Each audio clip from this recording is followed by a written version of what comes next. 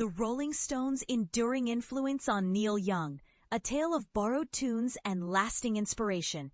Credits Far Out Alamy National Archive.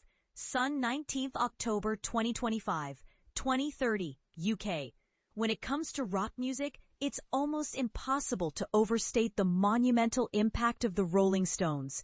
Their influence stretches across generations, shaping the sound and ambition of countless artists.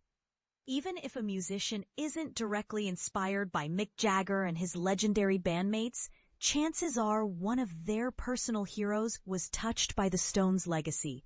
Neil Young is a perfect example. Throughout his remarkable and enduring career, he has frequently praised the Rolling Stones, not just for their music, but for their tenacity and staying power. For fans, seeing the Stones still performing with energy and charisma is thrilling.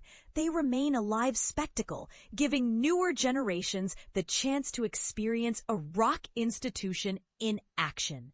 But for fellow musicians, their longevity is nothing short of extraordinary.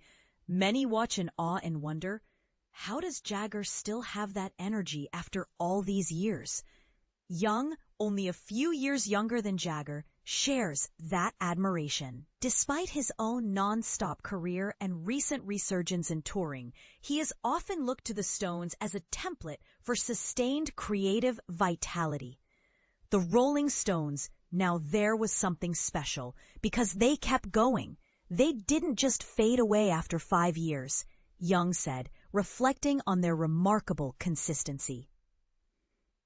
Having moved through different groups early in his career, he found inspiration in the Stones' commitment. It took them longer to make a truly great mark. The Beatles made their impact in about 5 years. Bang, gone, right? The Rolling Stones released Miss You years after the Beatles disbanded. Young was fascinated by their ability to evolve and persist.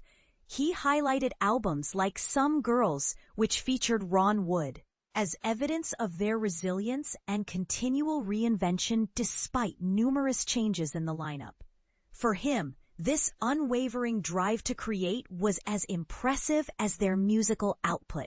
The Stones' durability also made them a consistent influence in Young's life and the wider music world. They were always there, offering inspiration that Young eagerly absorbed. During his Buffalo Springfield days, this influence was clear on tracks like Mr. Soul, but he explicitly acknowledged it in another song too. On his track Borrowed Tune, Young sings, "I'm singing this borrowed tune I took from the Rolling Stones, alone in this empty room, too wasted to write my own," openly admitting that the melody came from the Stones' Lady Jane. He later explained that the song emerged from a moment of panic during a tour. It was at the start of the Time Fades Away tour, reflecting on whether a huge stadium tour was right for me. I included Lady Jane in the set list, but forgot the chords. I improvised my own, and it started to sound better, so it became a new song. Young's admiration for the Rolling Stones extends beyond mere musical inspiration. "I love the fact that the Stones endured for so long while continuing to create meaningful, vital music," he remarked, joining the countless fans who have been captivated by the band's lasting brilliance. But here's where it gets intriguing. How many of today's rock icons truly measure up to the Stones' level of longevity and innovation? Could anyone else possibly follow in their footsteps? Or is their enduring success simply unmatched?